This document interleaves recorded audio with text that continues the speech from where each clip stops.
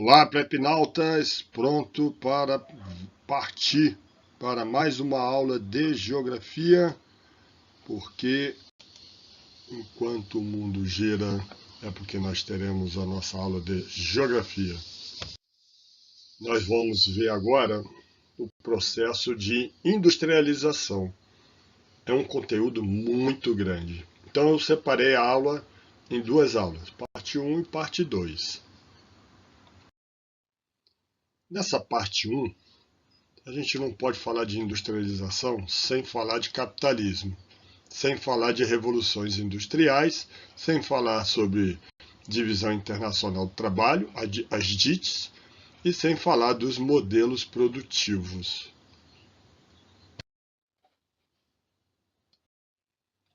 Então, industrialização é um processo socioeconômico, né, que, na verdade, transforma a sociedade agrária numa sociedade industrial e urbana.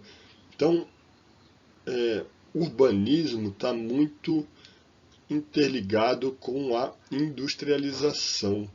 Primeiramente acontece na Europa, né, e depois vai se espalhando pelo mundo. Né? Começou basicamente na Inglaterra, com a primeira Revolução Industrial, a qual a gente vai estudar daqui a pouco. Atualmente, grande parte, né, da industrialização, da produção industrial, ela se concentra na Europa e nos Estados Unidos.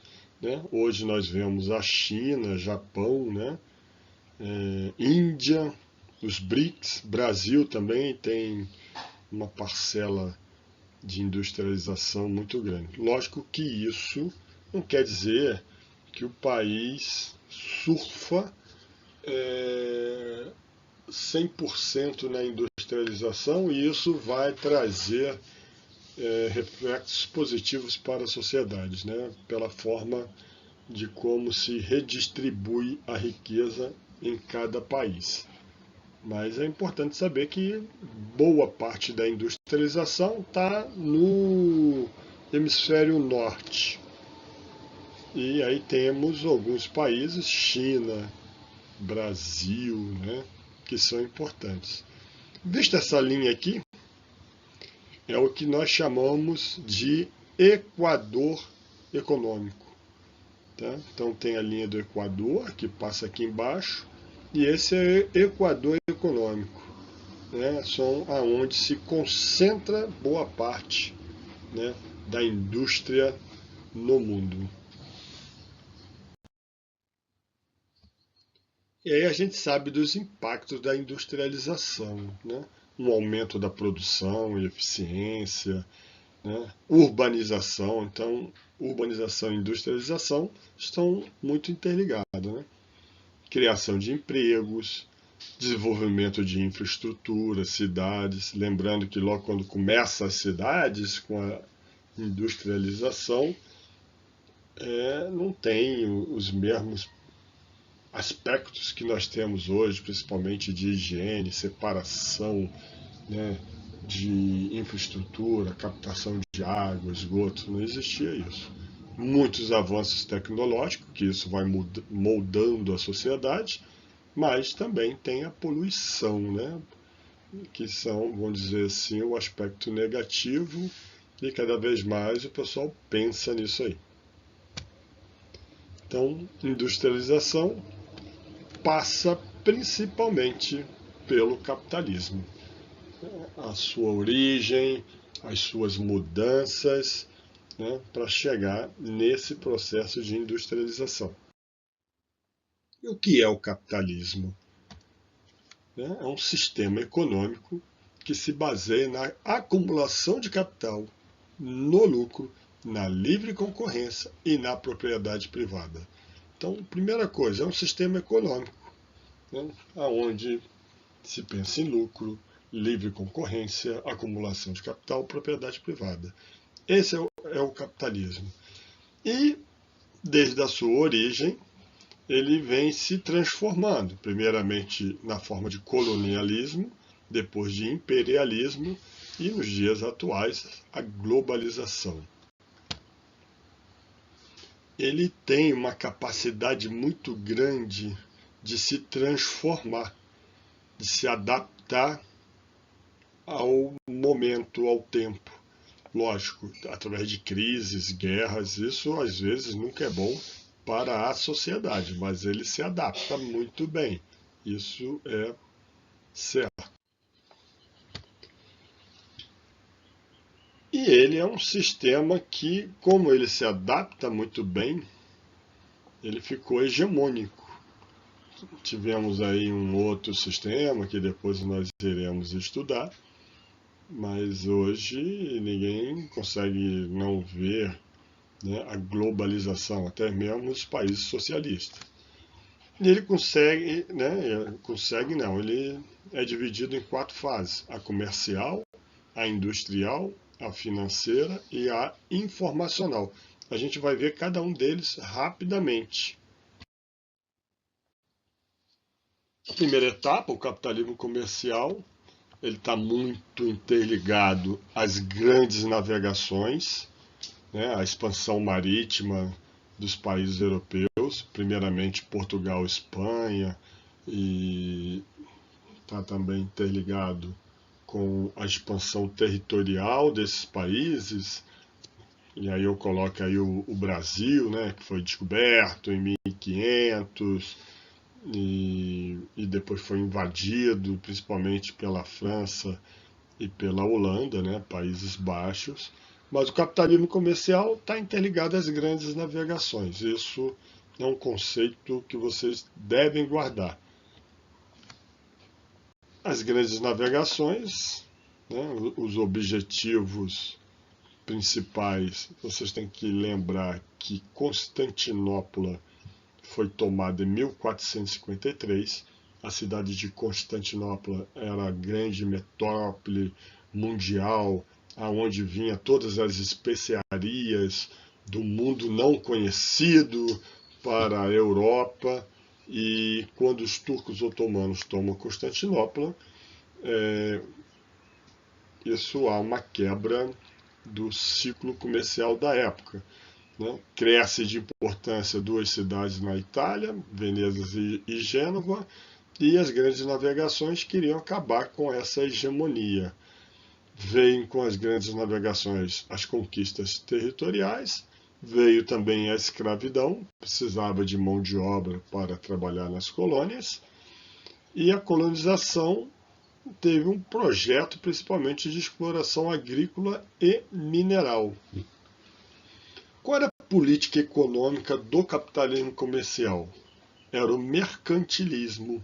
Mercantilismo previa metais preciosos, né? Os metais preciosos mediam a riqueza de um estado. Então, quanto mais você acumular ouro e prata, principalmente, eram considerados países ricos e poderosos.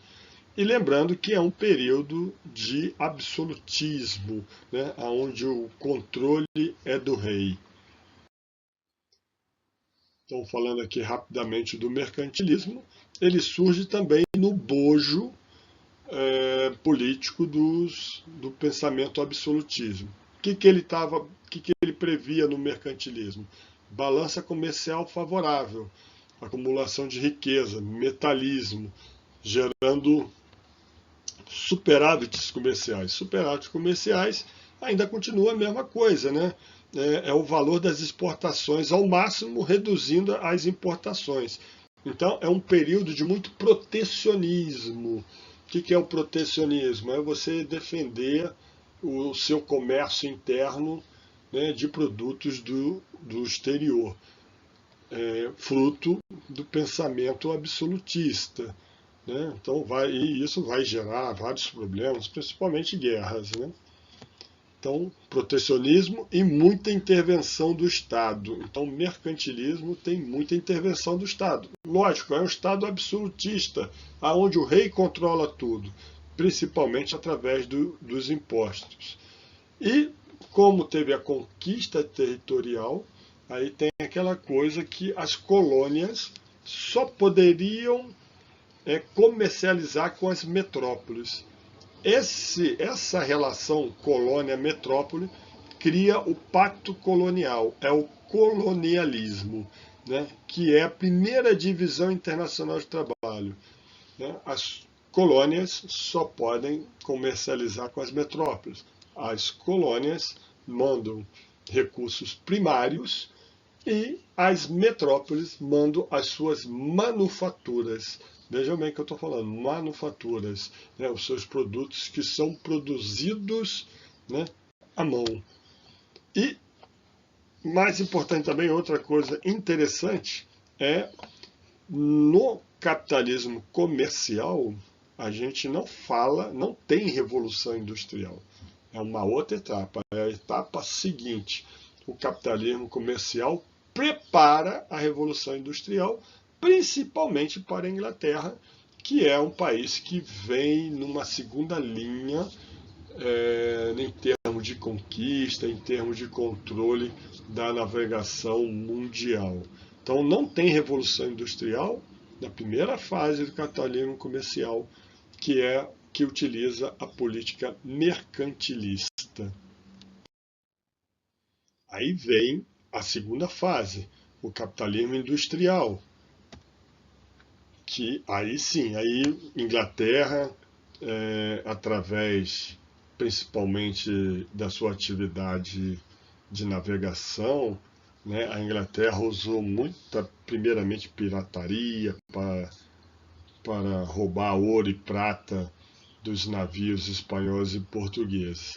E com isso, ganhou muita riqueza, e essa riqueza foi transformada para fazer um novo sistema de produção de mercadorias, com novas inovações, né? Novas inovações é interessante, com inovações tecnológicas.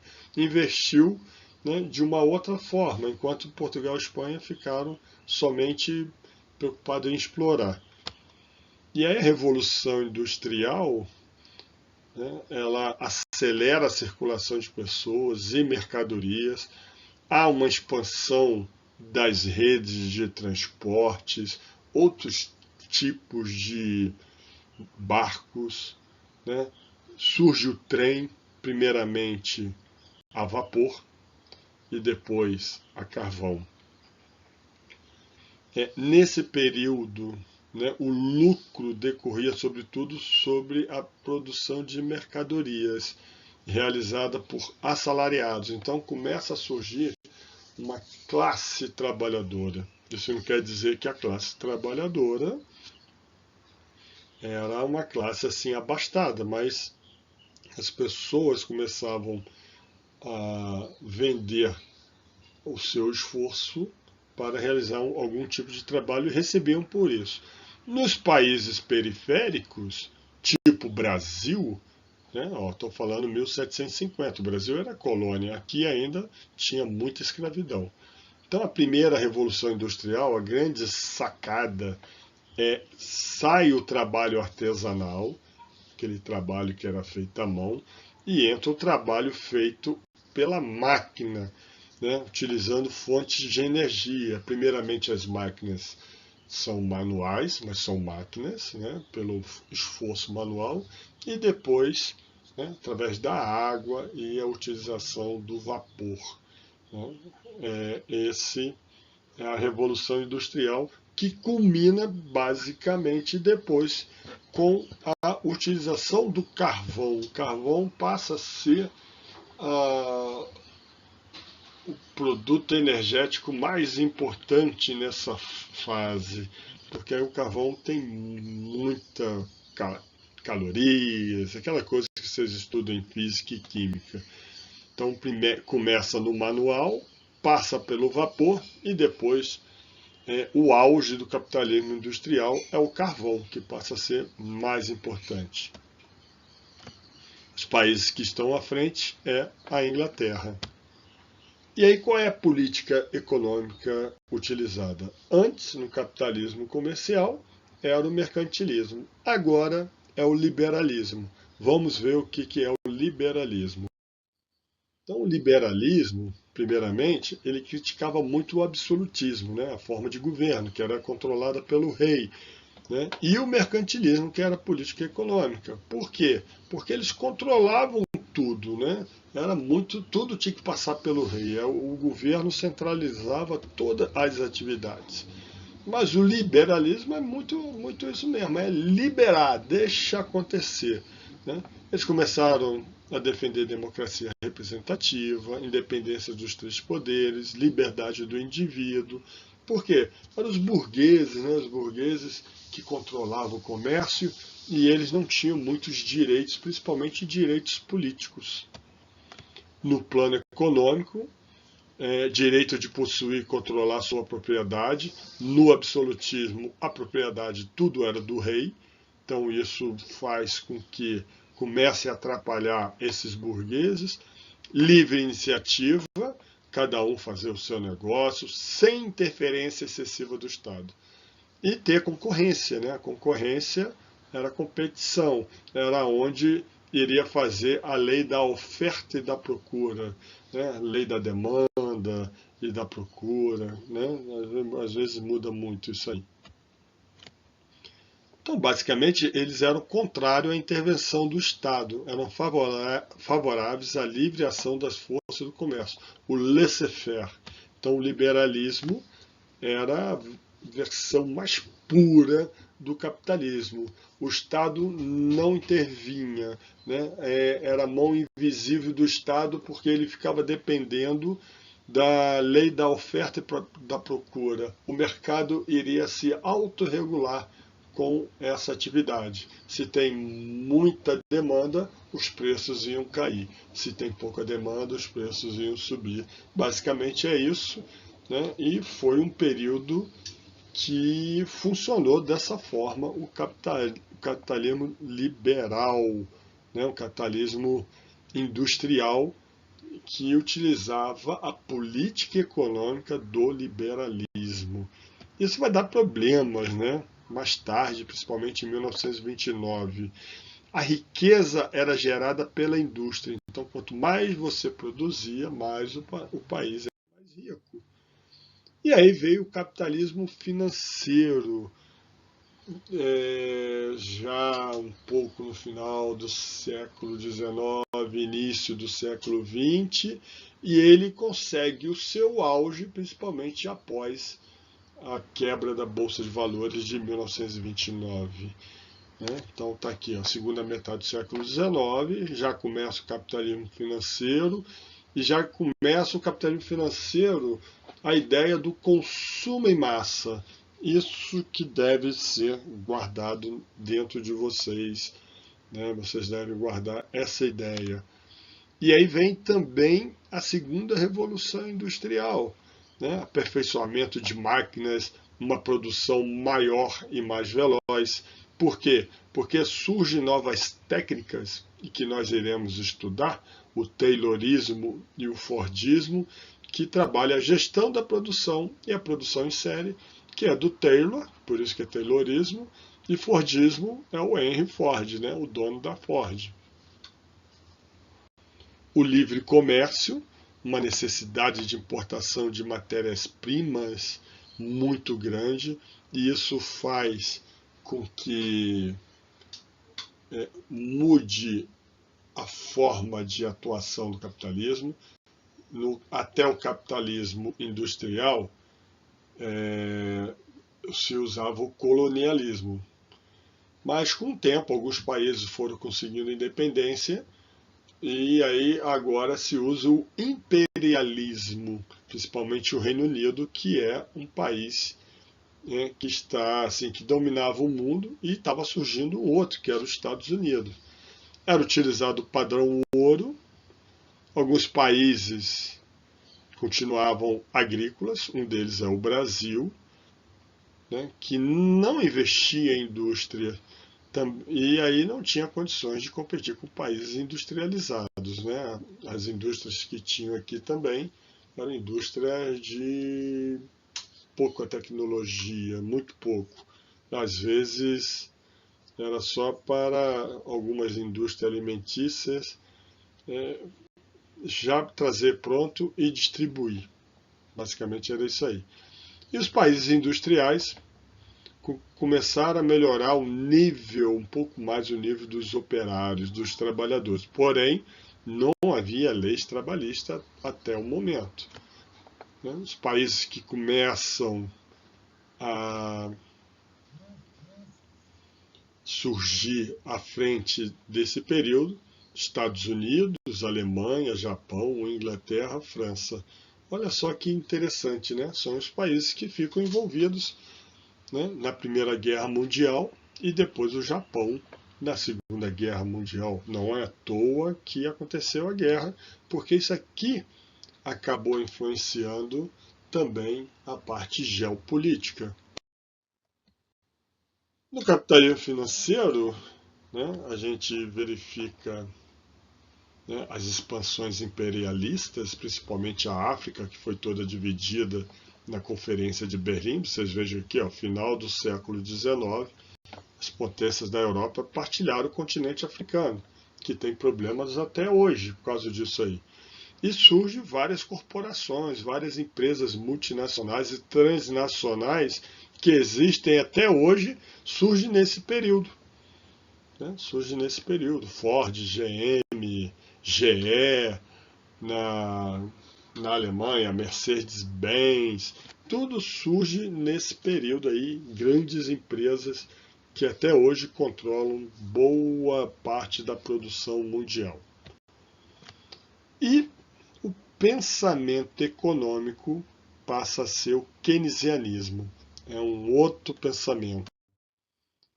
Lógico, o keynesianismo veio da ideia de John Keynes. Ele era um influenciador, né, sobre políticas de recuperação da crise. Principalmente qual crise? A crise de 29, porque o pensamento do capitalismo industrial era o liberalismo. Então você tinha que produzir, e aí eles não se preocuparam tanto com o mercado. Produziram tanto que depois os produtos ficaram estocados e as empresas começaram a ter prejuízos, os bancos também começaram a ter prejuízos até quebrar. A gente vai estudar isso mais à frente. Então, o que é o keynesianismo? É uma política de intervenção estatal, quer dizer, do Estado. Antes o Estado não intervia, né? Aliás, no capitalismo mercantil, né, no capitalismo comercial, mercantilismo, intervenção total do Estado. No capitalismo industrial, é o liberalismo, sem intervenção do Estado. No capitalismo financeiro, uma intervenção estatal em partes, né, controlada, numa economia oligopolizada, em certas áreas da economia. Tá? Ele critica a mão invisível, aquela questão do liberalismo, né, da lei da oferta e da procura, e defendia o Estado para evitar crises de superprodução, como aconteceu em 29. Foi conhecido como Estado do Bem-Estar Social. Então, como é que foi aplicado isso aí? Principalmente nos Estados Unidos, com o New Deal, e depois, mais tarde, na Segunda Guerra, com o Welfare State, lá na Europa, onde o Estado ele controlava, né, partes da economia, principalmente na sua estrutura, gerando rodovias, construindo ferrovias, construindo hidrelétricas, para quê? Fornecer energia, melhorar transporte, melhorar a vida, né, das cidades, fazendo infraestruturas, metrô, rede de esgotos. Com isso você gerava emprego, conseguia pagar bem os trabalhadores e a economia voltava. Então o Estado ele conseguia fazer um controle da economia atuando em setores específicos. Esse é o keynesianismo. E depois vem o capitalismo informacional.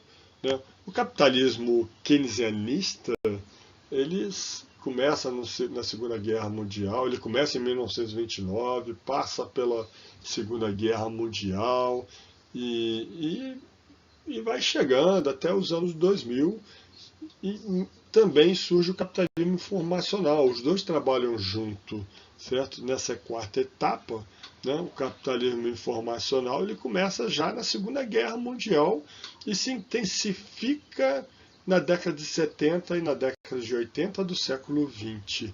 É o início da terceira revolução e também ocorre a quarta. A terceira revolução, principalmente em virtude da guerra, né? Muitas coisas foram inventadas na Segunda Guerra Mundial e repassada para a gente. É quando surge o computador, internet, quando surgem equipamentos robóticos, principalmente nas empresas automobilísticas, que começam a substituir grande parte da mão de obra.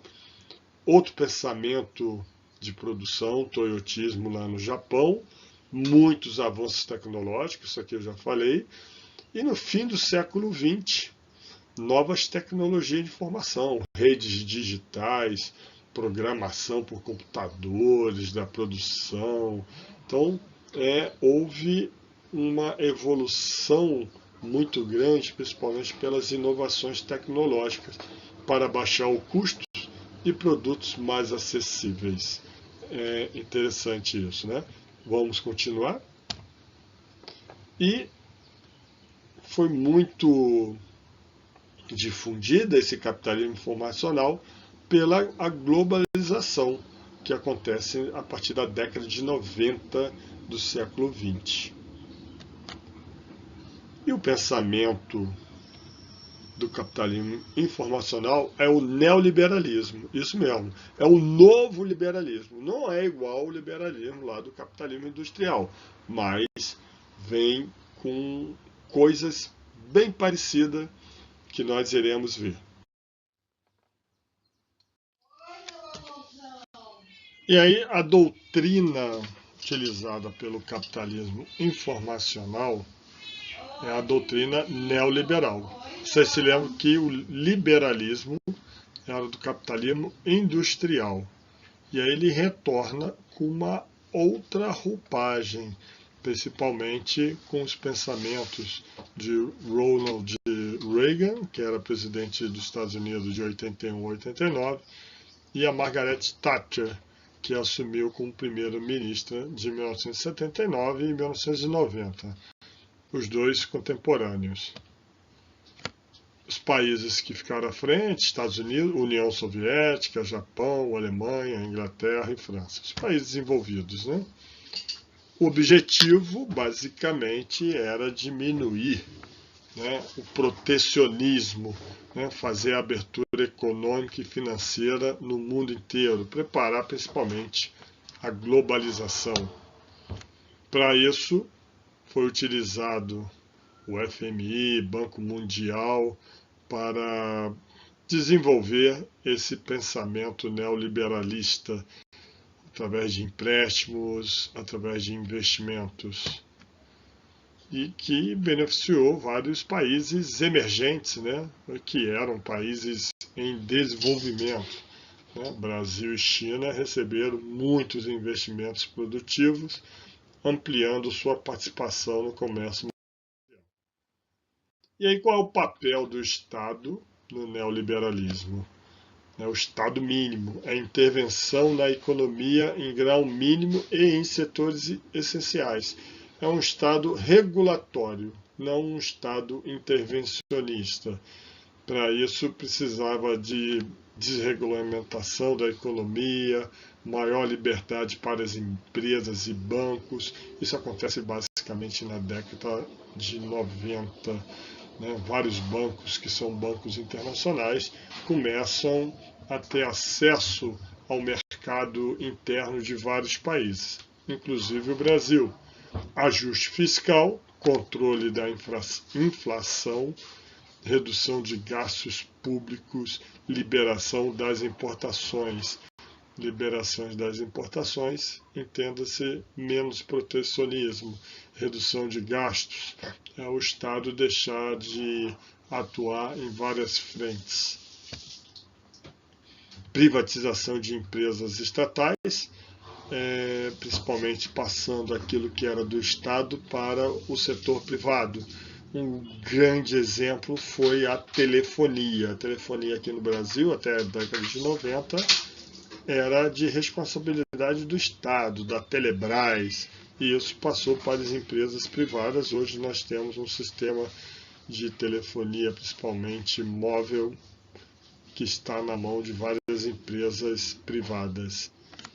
E aí, o que acontece, né? O poder econômico ficou concentrado a grandes grupos financeiros e bancários, né? O setor produtivo, basicamente o fluxo do capital e todo o mecanismo de empréstimos a um grupo de empresas restritas. No capitalismo informacional, nós temos a quarta revolução industrial, que é importante, né? A cibernética, a engenharia genética, inteligência artificial, avanços quânticos e a nova corrida espacial. Então, capitalismo informacional, quarta revolução, terceira e quarta revolução. Então, quarta revolução, né, cibernética, né, internet das coisas, inteligência artificial, né, tudo sendo desenvolvido agora. Então, trago aí mais reportagem, né, sobre tudo aquilo que está acontecendo. E aí a gente vem falar um pouco da primeira, da segunda, da terceira, quarta revolução. Primeira revolução, né, que tem que ficar bem na ideia fica no capitalismo industrial e sai a manufatura, entra a maquinofatura. Então sai os produtos feitos à mão, entre os produtos realizados ou fabricados pela máquina. O produto energético mais importante foi o carvão, né? Lembrando que as máquinas, primeiramente movida à mão, depois a vapor e por último aqui é o carvão. Então, e é quando começa basicamente o imperialismo, né? Então são coisas importantes. Depois vem a segunda revolução industrial, né? Basicamente começando nos Estados Unidos. A fonte de energia utilizada basicamente é o petróleo e desenvolvimento de várias outras indústrias, né? Química, elétrica, a própria indústria do petróleo, aço, né? Começa os meios de comunicação, transporte, utilização de navios de aço, né? E aí o grande exemplo, eu diria, o Titanic, que era um navio que nem Deus afundava, e aí um iceberg afundou. Refrigeração, começa telefone. Então é o princípio de diversas inovações que acabam modificando bastante a nossa sociedade. Novas ideias, né? Taylorismo, Fordismo, Keynesianismo e surgimento dos sindicatos. Terceira revolução industrial, principalmente pós Segunda Guerra Mundial, muita coisa, muitas inovações em virtude da Guerra Fria e novas fontes de energia. Novas fontes, isso, mas não quer dizer que o petróleo ainda é muito importante. Tá? E desenvolvimento de outras tecnologias que também acabam impactando a nossa sociedade. Uma delas é a robótica. Depois vem a quarta revolução, a indústria 4.0, né, onde o modelo empresarial tem como objetivo utilizar todas as tecnologias disponíveis para conhecimento e produção, inteligência artificial, cibernética e avanços quânticos. Nessa esteira vem aí os carros elétricos e inteligentes usando a internet das coisas, né? Carros elétricos basicamente em função do pensamento do meio ambiente, tá? E as startups, né, grandes, que é o pensamento da quarta revolução, utilizando todas essas técnicas e novas inovações. Vou falar aqui rapidamente da divisão internacional de trabalho. A primeira DIT, né? Começa ali no capitalismo comercial, e aí eu já falei. Qual é a relação? A relação metrópoles, colônia de exploração, né? Mercantilismo, então vários metais preciosos, especiarias, escravos, os recursos primários, e volta manufaturas. Manufaturas são aqueles produtos feitos à mão, né? Porque a gente não tem indústria aqui, a gente não tem revolução industrial na primeira DIT, mas cria-se esse controle entre os países, né, da produção. Por que é feita uma divisão internacional de trabalho? Porque nem todo país tem condições de produzir tudo ao mesmo tempo. Então ele separa, né, as suas atividades, começando com a primeira DIT. Depois vem a segunda DIT, né, que vai do capitalismo industrial ao financeiro, até a Segunda Guerra Mundial. Grande maioria colônias de exploração. Aqui também eu posso colocar os países não industrializados, como o Brasil. O Brasil só se industrializa a partir de 1950. E qual é a relação? Não muda muita coisa, né? Produtos primários, agrícolas, minerais e fósseis, né? Principalmente descobriram o petróleo no Oriente Médio. Então esses países continuam aqui, e os países metrópoles, os países industrializados, aí sim, mandando seus produtos industrializados. Aqui entra a segunda revolução, aliás, a primeira revolução industrial. Está aqui na segunda DIT. Aqui não tem revolução industrial, no capitalismo comercial, na primeira DIT. Na segunda DIT, né, capitalismo industrial, primeira revolução industrial. Primeira e segunda revolução estão aqui. E depois vem o capitalismo financeiro, né, até o nosso capitalismo informacional, pós-Segunda Guerra Mundial. Terceira e quarta revolução estão aqui.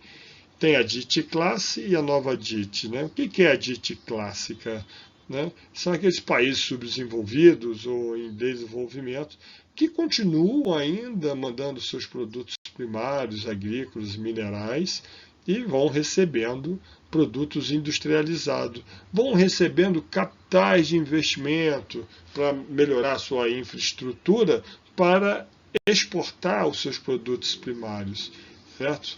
E tem uma nova versão da terceira DIT, são aqueles países emergentes, né? Aqui chama subdesenvolvidos industrializados, que eles acabam colocando aqui produtos industrializados, mas de pouca tecnologia, consegue exportar isso aí. Porque os produtos industrializados com grandes tecnologias, o que dá um maior rendimento e desempenho na balança comercial, continua ainda com os países envolvidos. Né? E aí continua lá muita tecnologia, capital especulativo, vem todo para esses países. Então é só para vocês entenderem. Aqui no capitalismo financeiro, até o informacional, entra a terceira e a quarta revolução.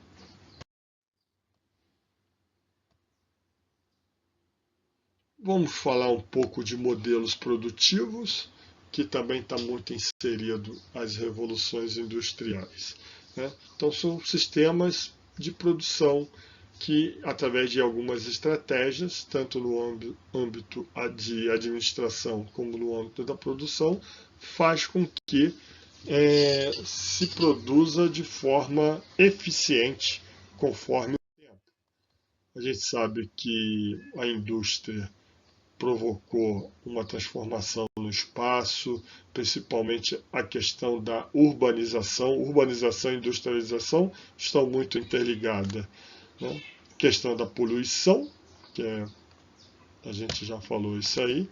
E a partir do século XX, principalmente a partir de 1973, começa-se um pensamento de legislações ambientais.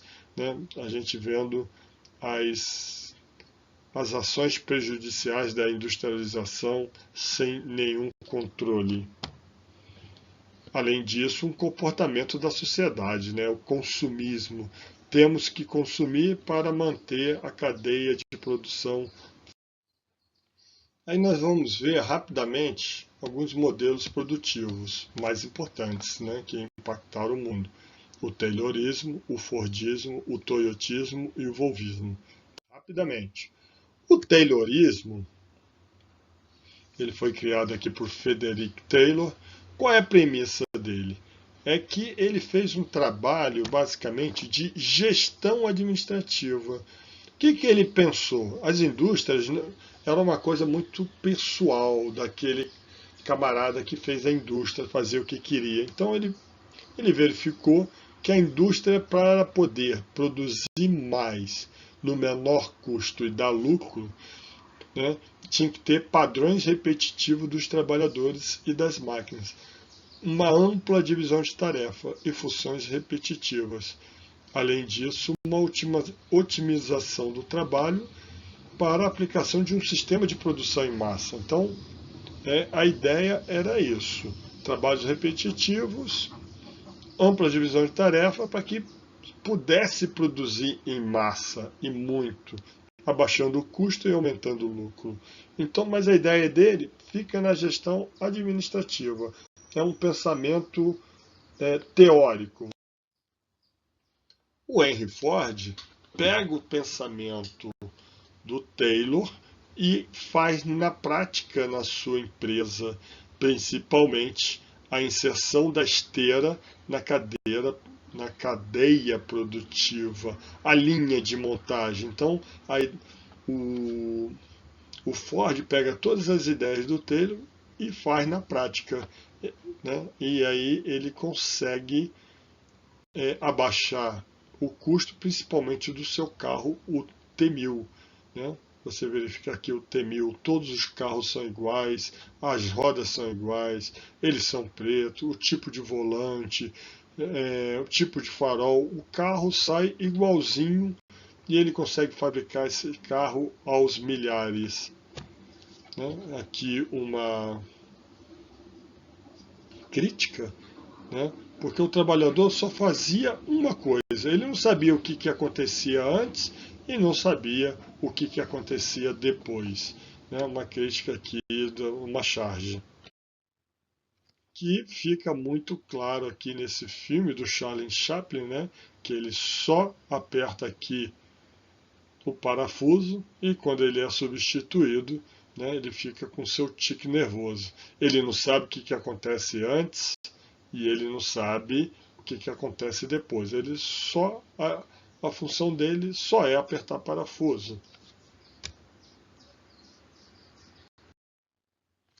E aí eu deixo para vocês um quadro, né, com os pensamentos de cada modelo, do Taylorismo, que é a gestão administrativa, é a teoria, e o Fordismo, que é a prática do Taylorismo, certo?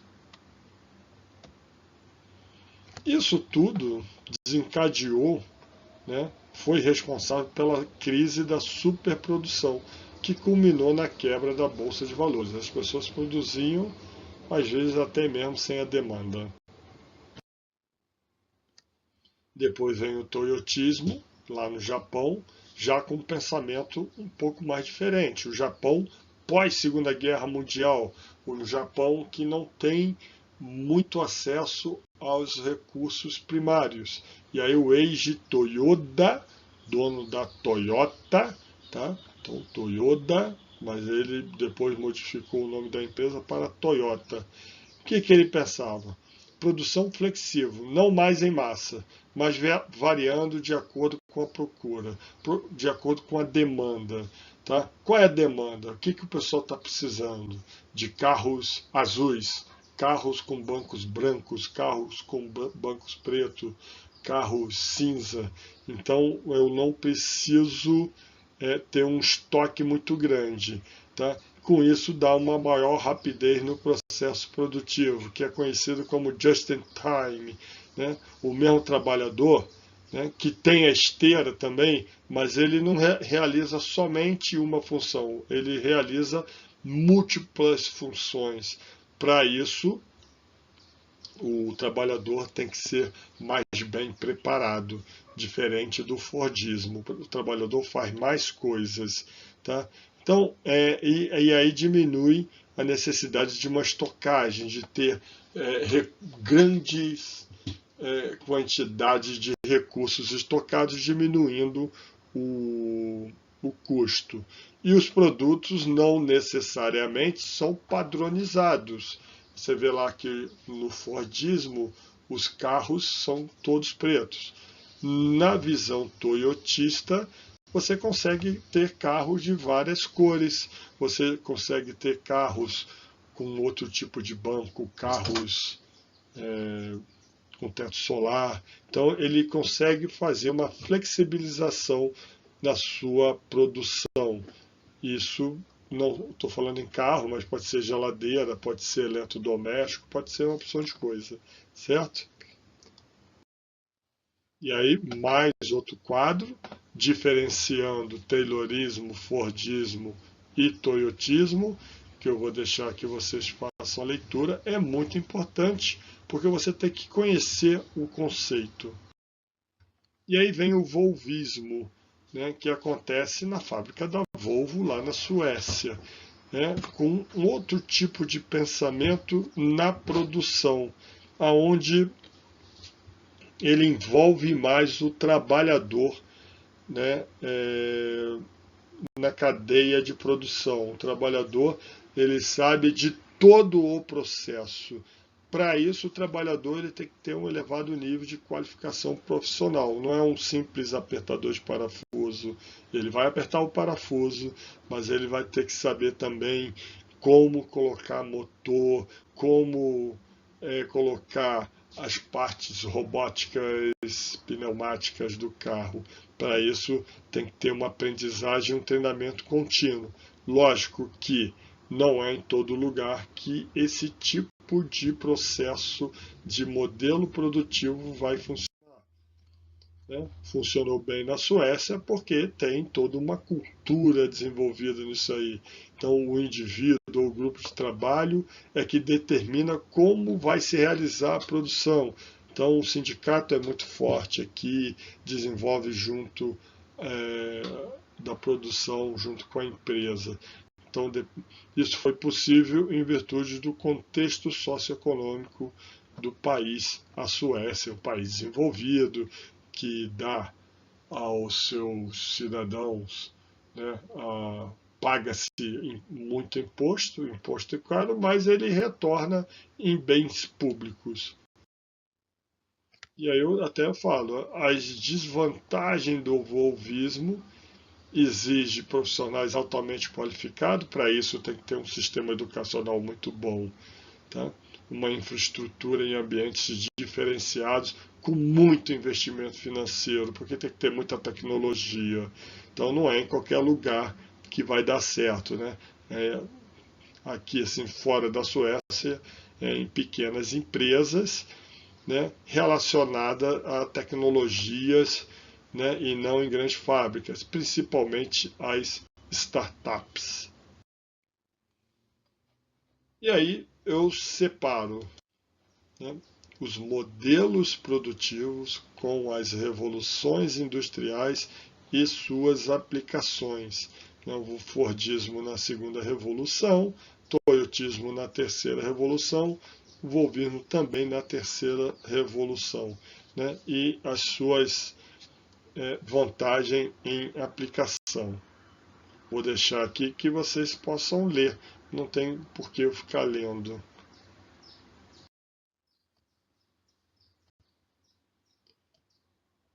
Mais uma forma de você aprender melhor, Taylorismo, né? É a teoria, né? Trabalho dinâmico, alta subordinação, rendimento individual. O Fordismo, linhas de montagem, menor custo produtivo, maior produtividade. É a aplicação da teoria. O Fordismo é a prática, né? E o Taylorismo é a teoria. Aí vem o Toyotismo lá no Japão, tarefas diversas, certo? O trabalhador tem que fazer o just in time, conforme a demanda, e o uso de tecnologia. Depois vem o Volvismo, na década de 70, principalmente na Suécia, flexibilidade funcional. Então, o trabalhador vai trabalhar em várias áreas na produção, tem que ter um constante aperfeiçoamento e um trabalho coletivo muito bem realizado, né? São as ideias básicas. Vou deixar aqui esse linha do tempo para que vocês vejam tudo o que acontece, né? Primeira revolução, capitalismo comercial, mercantilismo, colonialismo, segunda revolução industrial, capitalismo industrial, liberalismo, imperialismo, terceira revolução industrial, keynesianismo e descolonização, e aí faltou aqui a quarta revolução industrial, que é o neoliberalismo, né, com a globalização da economia, né? Além disso, ainda tem os modelos produtivos, Fordismo, Taylorismo, Toyotismo, né? Faltou aqui o Volvismo, tá? Só para que vocês consigam colocar isso, né, dentro de uma tabela, dentro de um pensamento único. Então, coloca aqui também essa tabela, mercantilismo, papel do Estado, forte intervenção, a ideia central, acumulação de riquezas, liberalismo, sem intervenção do Estado, mercado auto se regula. Keynesianismo é um Estado que investe e regula, o Estado do bem-estar social, o emprego e bem-estar do trabalhador. E o neoliberalismo volta novamente às privatizações, à desregulação, um Estado mínimo, um Estado regulatório, né? Competição e globalização, diminuição das barreiras alfandegárias, que é menos protecionismo. Tá? Qual é melhor em termos de crise? Aí vai depender da cultura, da forma de cada país para responder isso. E uma outra tabela, agora colocando tudo, período aproximado, tecnologias chaves, modelos produtivos e a política econômica. Tá? Vou pedir aqui, ó, primeira revolução, máquina a vapor, Tears, né? E aí faltou principalmente o carvão, né? Pré-taylorismo, liberalismo clássico. Segunda revolução, eletricidade, petróleo, certo? Taylorismo e Fordismo, e sai do liberalismo ao keynesianismo.